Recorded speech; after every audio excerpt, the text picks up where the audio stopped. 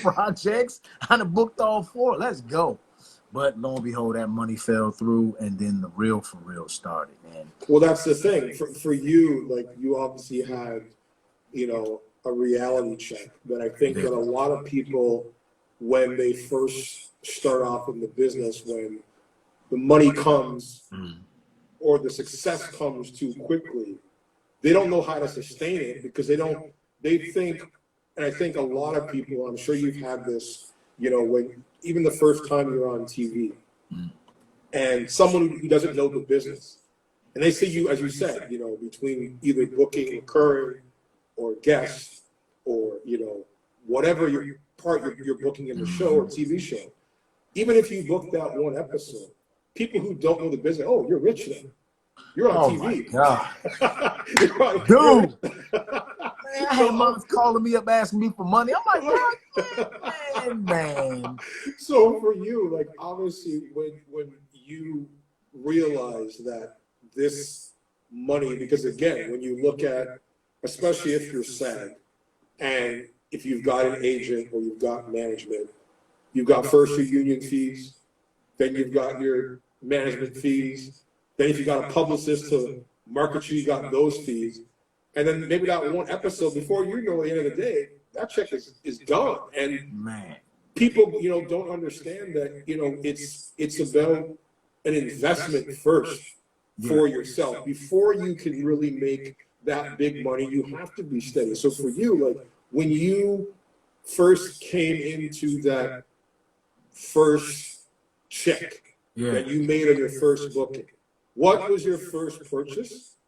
And second, if you could go back to that time, what would you do differently when the money came in?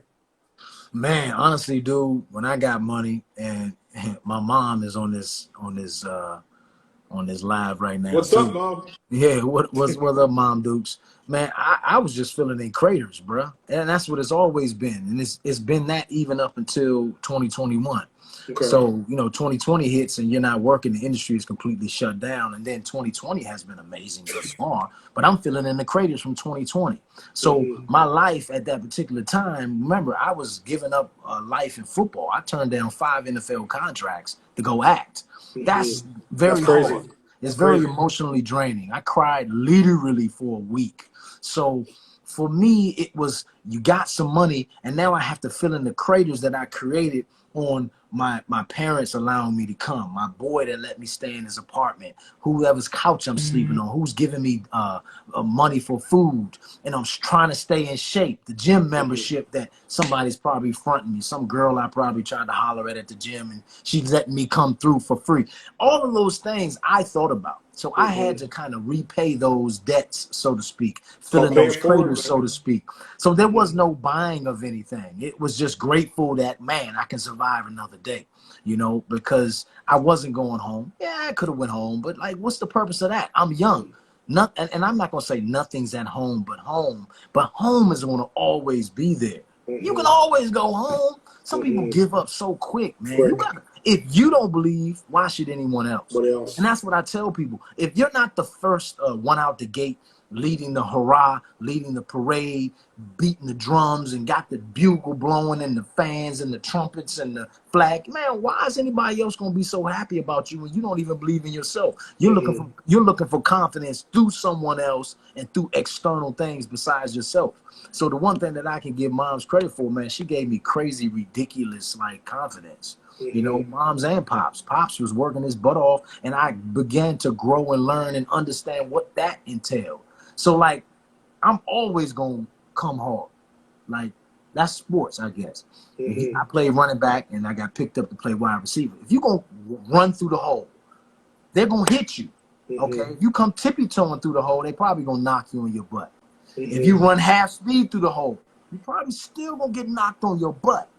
But if you come through that hole full speed, wham, and deliver a blow, you might knock somebody over. So for me, I'm coming at you full speed 300% of the time. I ain't going to half step. And that's just how I am in life. I always tell people, I'm never trying to be mean. I'm never trying to be rude. I'm never trying to be disrespectful.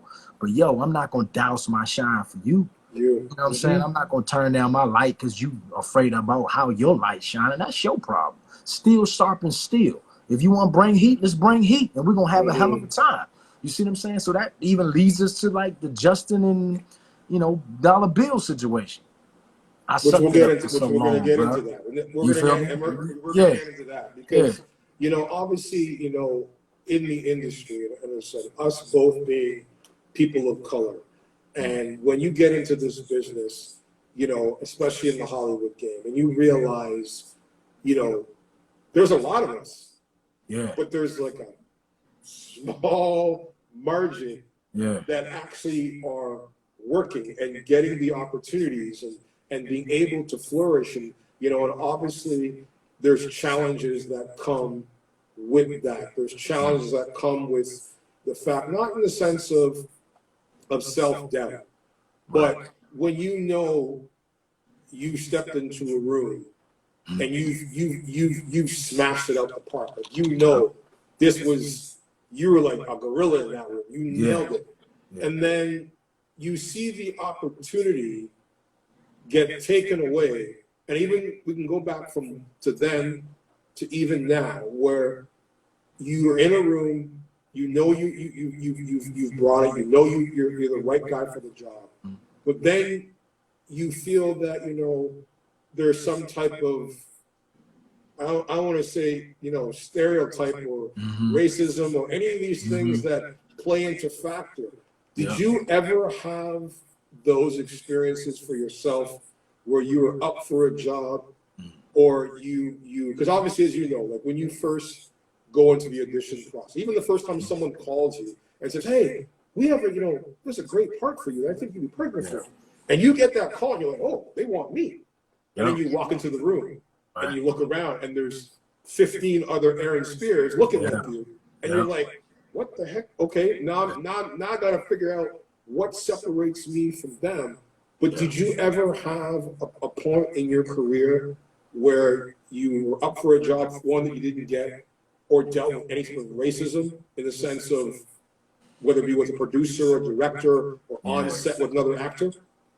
Man, I've been up for so many goddamn jobs, bro. It ain't funny, man. You know what I'm saying? I'm talking about big projects. Scorpion King was the first one that I was up for. It was a real big project with The Rock, before The Rock was The Rock. And man, I did good. They kept calling me back. I was on like my 7th audition, and at that time, Michael Clark Duncan was alive. I hit him up like, yo, they calling me back again. Put in the word. He put in the word, man. I did my thing, but of course, I ain't gonna say of course, but it went to one of the director's friends. So there goes a job gone. Too Fast, Too Furious. So I'm light skinned. So what other light skinned black dude is in Too Fast, Too Furious?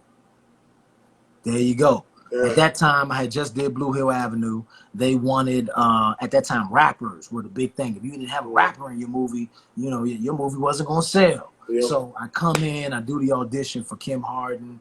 Man, I blaze on the audition. Literally, she's carrying around, at that time, a VHS tape in her purse. So if she runs into John Singleton, she runs into an executive, whoever it is, she can pop this tape in.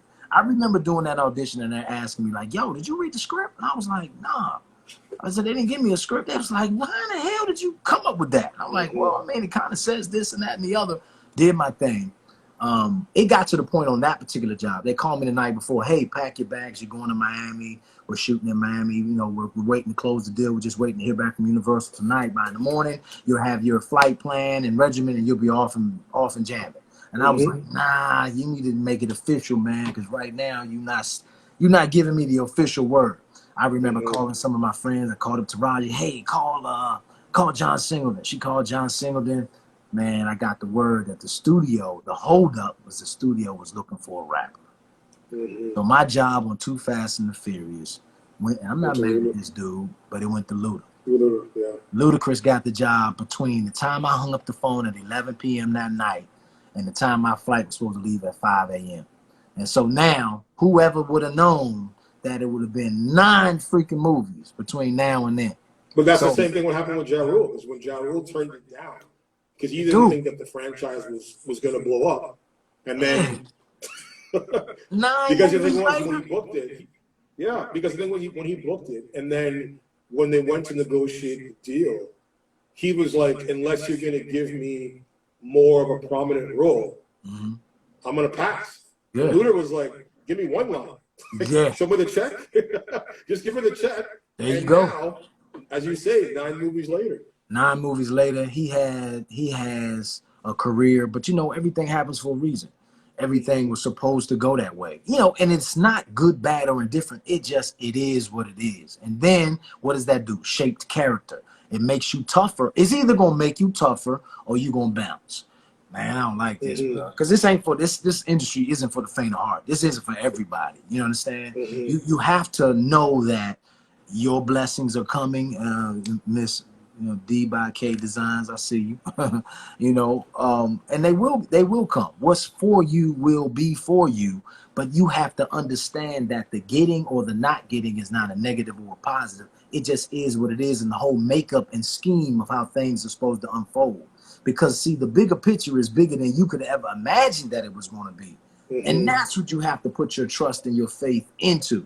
That if I continue to put in the work, as I always say, if I keep on setting fires to casting directors' offices, at some point somebody gonna call the fire department. Who the hell is this dude lighting these joints up, bro? And the minute you gonna let me in, goddamn it, you gonna let me in. That's just how I am. That's just how I believe. Like I say, I'm never gonna half step.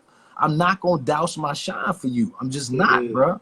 You know what I'm saying? I got love. I will give you respect, hugs and honor, but I'm not going to make myself less than because of your insecurities or something that you're afraid of. If we going up for the same role and I see you in the audition, I'm going to dap you up and what have you. But when I hit that door and they say action, I'm trying to take you out. Period.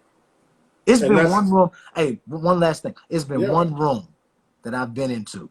And ironically, because of that same guy was how I got the part in this movie called Babel. If I correct, his name was Clarence. I can't think of his last name. But I went into an audition, and I've never been into an audition where you're auditioning and you and the guy you're auditioning against are in the room at the same time. And so now he reads with that one person, and then he read with me. And then he said, now you two read against one another. I've never had that happen. So now he's playing it the opposite, and then we flip. That was the first time in my whole life that I've ever left the room. And I was like, yo, I ain't get that job. You just didn't feel you brought it? He beat me out. He just beat me out. Just, you know I play sports. You know when you're on the field and dude go to make a tackle or you go to make a tackle or something, when you playing basketball and dude just D your ass, D you up.